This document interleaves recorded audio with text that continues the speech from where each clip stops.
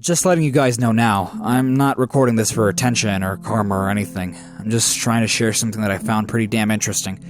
Not for any noble reason either. I'm honestly just a bored guy, and this is some freaky shit that I'm not used to being around. My name is Jay. I work in a small office building as a sales associate of a small brand security software. I'm not going to bore you with the details of my non-exciting job. The only reason I put up with it is to provide for my girlfriend and my daughter, who was born about 11 months ago. I usually spend most of my time in the office screwing around on the internet and wishing something interesting would happen besides the stupid typical workplace gossip that went around all the time. My wish was granted in a pretty unfortunate way 2 weeks ago. My coworker, a human resources rep who we'll call Dan for the sake of anonymity, came into work freaking out about a USB flash drive he had lost. He made a huge scene throwing people's stuff on their desks, yelling at our manager, and basically just having a panic attack right in the middle of the office. He kept saying that it was a little red flash drive with the letter K written on it in black Sharpie. It threw us all off guard. We had no idea what was going on, but building security came in and took Dan off the premises. That night, Dan killed himself in his home with a bullet to the head. We were shocked and saddened to hear about it the next day.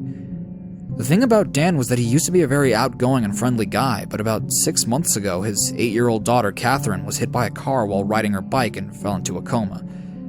Dan was a single father and loved his daughter more than anything. His desk was always full of pictures of her, and he always talked about her accomplishments. She was apparently an amazing cello player. Needless to say, he was devastated by her injuries and became a quiet shell of his former self. Catherine stayed in a coma for about 3 months before she passed away. Dan held a very private funeral for her, or so another coworker had told me, and refused to talk about her death with anyone. He distanced himself from the rest of the office and hardly made a noise until his breakdown right before committing suicide. I wonder, if he just found the flash drive, would he not have killed himself? Fate works in very mysterious ways. While Dan couldn't find what he was looking for, I found it this morning. I was making myself a cup of coffee in the break room, and I accidentally dropped a packet of sugar behind the coffee station. I bent down to pick it up, and lo and behold, underneath the table, there it was, the red flash drive with the letter K written on it in Sharpie. Shocked, I picked it up and wondered what to do with it. I mulled it over all day, and eventually decided to take it home and see what was on it. I know it sounds selfish. I probably should have maybe contacted his family about it, but I'm honestly glad I took it because it has made this one of the most intriguing days of my life. I went home and put it on my computer.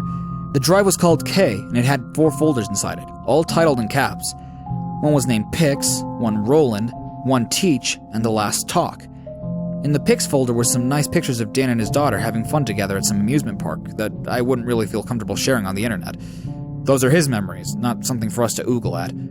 The next folder, Roland, was a bit more disturbing. It seemed to be a couple of scanned articles. They were a little hard to read, but they all referred to projects being done by some company named Roland Biomech. I tried Googling them, but nothing came up. I guess this company experimented with applying certain technologies to help disabled and injured patients.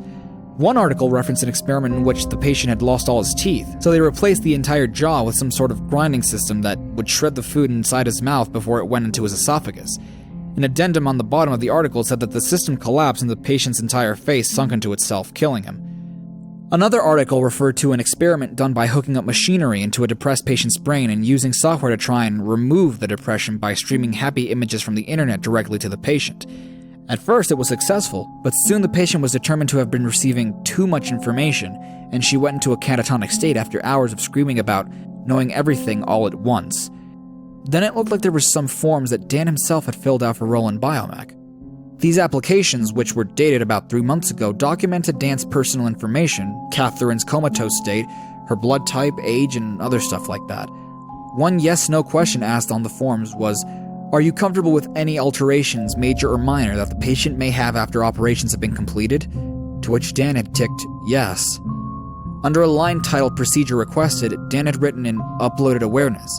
Stamped over this was the word Approved. One of the last articles was the hardest to make out, but to be fair, some areas of it were just highlighted and notes were scribbled along the sides of it in pen. Now, I'm not a programmer, I just sell software, but I swear the article looked like program executions and codes. A lot of it was sorted into columns, which were titled things like memories, emotions, problem solving, etc.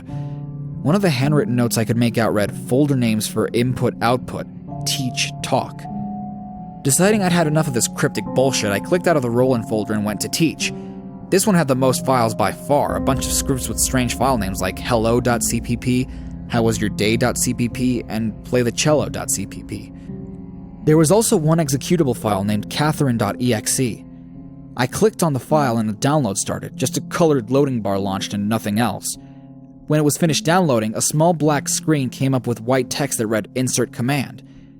Confused, I minimized the program and clicked out of the teach folder. I went into the last folder, talk, and saw that it was empty.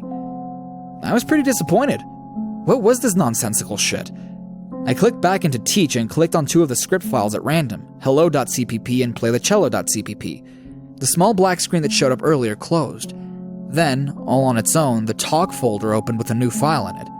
whoareyou.wave. I uploaded the sound file onto YouTube. There's some loud moments, so take it easy on the volume. It's approximately 1 minute and 40 seconds in length. At around 46 seconds, I can clearly hear a cello playing. I also hear at 1:31, "Who are you?" I honestly don't know exactly what to make of this, but I do know that Dan loved his daughter more than anything. And if there was any way for him to keep her around, no matter how sketchy it seemed, he would have done it. Why else would he be in contact with the company? What could be in this flash drive that was so important to Dan that he killed himself when he thought he had lost it? Those Roland people turned that little girl into a computer program, and I just fucking downloaded and communicated with her. Update. So I came home to this tonight. Half of me is pretty freaked out. The other half wants to tell these people to go fuck themselves. I need some time to think things over. In case you can't read it from that photo, the letter says, "To home occupant. It has come to our attention that the occupant of this house, Mr. J. Durst, has recently come into contact with property belonging to Roland Biomech or one of its affiliated entities. It is on record that the occupant is intended to redistribute the property as seen on this site. The property in question is as filed. Uploaded awareness. Please keep in mind that redistribution of any property belonging to Roland Biomech or one of its affiliated entities will result in removal of aforementioned property and compensation to the amount of what our nearest operator sees fit. If you would like to make an appointment with Roland Biomech for one of our unique charitable services, please consult an operator for any Roland Biomech property. We will be monitoring any further activity we view as questionable. Lana Porter, Roland Biomechanicals, Security and Property Management." What the fuck? I need some time to think. I'll update as soon as possible.